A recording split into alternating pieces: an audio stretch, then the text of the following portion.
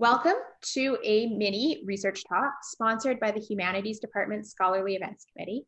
I'm Dr. Marla Epp, a professor in French, and I'm thrilled to be joined today by two of our other language professors, Dr. Suzanne Hayman from French and Dr. Cristina Ruiz Serrano from Spanish.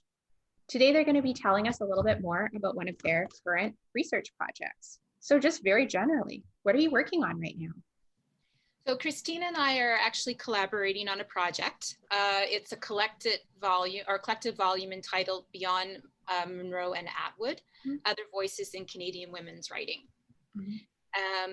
So this collective volume is intended to be a critical examination of contemporary Canadian women's writing. Excellent. And how does the language thing work? Dr. Ruiz Serrano usually work on Hispanic literature, Dr. Hayman on Francophone literature. Why this collaboration on Canadian women writers? Well, the idea began during the Congress of the Humanities held in Toronto, while at an event on Canadian Hispanic writers, I realized how often emerging authors or minority authors keep overlooked in Canadian literature. Suzanne and I were looking for a research project to collaborate. And we realized that we both were interested in exploring the presence of female writers, marginalized or less known in Canadian literature. So as we both work on women's writing, so we thought that this was a good project to start working on Canadian women's writing. That's fascinating. I imagine we all have the sort of key names that you have in your title: Margaret Atwood, Alice Munro, maybe Lucy Maud Montgomery. But what other topics and writers are examined? Well, thematically, the book is divided in 4 sections. The first section deals with Indigenous and Métis identities, cultural and collective resurgence and heritage. Writers examined in this first section are Naomi Fontaine, Patti LaBoucane-Besson, Aubon, Luz Huff, James Storm, Virginia Pesce-Mapeo-Bordelot, among many others. Fascinating. Yeah, and in the second section, it's divided more here thematically. It's tentatively entitled Legacy, Memory, and Beyond. And here we're exploring, or our contributors are exploring, such authors as Anita Rowe Badham. There's also an essay on text by recent Polish-Canadian women writers. Another article explores Paulette Dubé, who is a Francophone from Western Canada. And as well, another Albertan, Essie Adujan. And then in a third part, we have another section on the diaspora, identity, memory, multiculturalism. Here, there's a chapter on Ishara Dean, another one on an essay that examines both P.K. Page and Colette Langlois, and another article that takes a look at a Greek Canadian author. And I'd just like to point out this time too, the reason why the title says Beyond Monroe and Atwood is really to give a space to lesser known, because everyone knows, I shouldn't say everyone, that's a sweeping statement, but most people know, Margaret Atwood. They even know the title to some of her books, even if they've never read them. Monroe recently won the Nobel Prize in literature. And so these are writers who've been extensively studied. And so we really want to give space here to women, women writers, who merit more attention.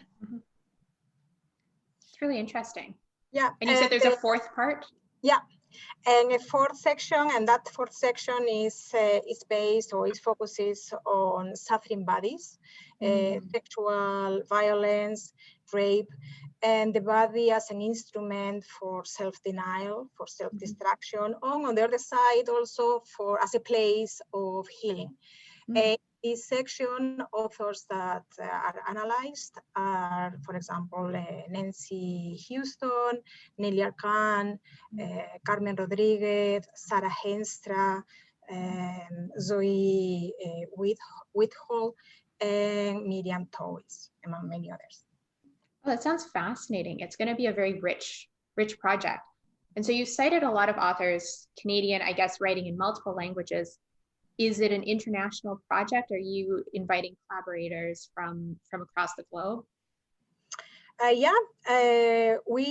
have 16 contributors. So 16 contributors are participating in the project, and some of them are Canadian scholars, but many of them are scholars from different academic institutions from other countries. So, for example, from Turkey, Spain, Romania, Serbia, Poland, from different places. That's really fascinating. I'm sure it adds another element to sort of see Canada viewed as well from outside Canada, to show different readings of these authors. And what about your own kind of pet authors in the project, or your own contributions? What are you both working on specifically for this project, in addition to editing it? Well, I guess I can go first. So I'm working on Essie Idujan. She is Calgary born. She now lives in Victoria, but she's Calgary born. She's actually a first-generation Canadian. Her parents are from Ghana. And Essie Idujan's actually become quite well known, even though she has only published, she's published so far 3 novels, but her second novel that was published in 2011, Half-Blood Blues, and Washington Black, that was published in 2018, were both finalists for the Man Booker Prize, and actually were both winners of the Giller Prize. So she's been really quite successful. And what I'm examining in her writings are, of course, she writes Black histories. And so I'm looking at issues of race, identity, otherness, of course, oppression, marginalization, and really the legacy of slavery, and how the trauma of slavery lies, how it still continues to have an impact on contemporary life. That sounds fascinating. And Professor Ruiz Serrano, what are you working on specifically for the volume? Okay, in my contribution, I discussed the memory of rape in a Chilean-Canadian writer. She's called Carmen Rodriguez. And in her works, she often treats the notion or the events that happen in Chile, so the coup d'etat and the brutal dictatorship of Pinochet in Chile. And she was a first-hand witness of the repression and events that happened after the coup d'etat, before she fled the country and came to Canada as a political refugee. And so in her novels, she deals with topics like trauma, sexual violence, rape, identity of migrants in Canada also, but specifically I explore how the rape of women is used as a martial weapon to dehumanize women, prisoners, right? Political prisoners. And I also analyze the strategies used by the female characters to deal with traumatic experiences, with traumatic memories, and also, if possible, how to obtain retribution. Right, very, very important topics that both of these authors are dealing with, and it sounds like they're really engaging with them in interesting and meaningful ways. So just from that little taste, I'm already very interested in what will be found in this collected volume. As the co-editors, what do you hope to achieve with it? Well, really what we hope to achieve is to really give space, like for scholarly analysis on both, established and emerging authors, as well as, some of these, unknown or maybe overlooked authors.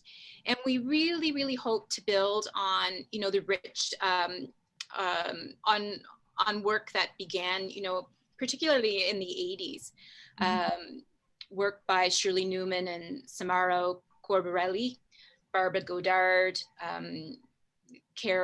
Coral Ann Howell, and Karen S. McPherson, and as well as work that's currently being undertaken at the University of Alberta's Canadian Literary Centre. So we really hope to contribute, meaningful analysis to some of these, what we consider maybe to be somewhat underrepresented Canadian women writers. Thank you. Yeah, there's certainly authors you've both mentioned that I look forward to discovering and to sort of exploring myself. And finally, who's the sort of intended audience or readership of this book? Is it purely scholarly? Is it sort of broader audience? What are you looking for? Well, we think that the book could be useful to many specialists in general, in many fields related to Canadian literature. For example, in general Canadian literature, contemporary Canadian women's writing, Canadian Indigenous women's literature, migrant literature, LGBTQ in Canadian literature again, gender studies, Francophone literature, or for example, Canadian Hispanic also literature in Canada. And it could be also used as a reference resource for many courses on these topics, from introductory Canadian courses to specialized graduate courses, for example. It's fascinating. It sounds like a really wonderful project, and I know I imagine our listeners will want to be keeping their eyes open for it. Thank you both so much for taking the time to share this with us. And thank you, and good luck with the semester. Thank you very much.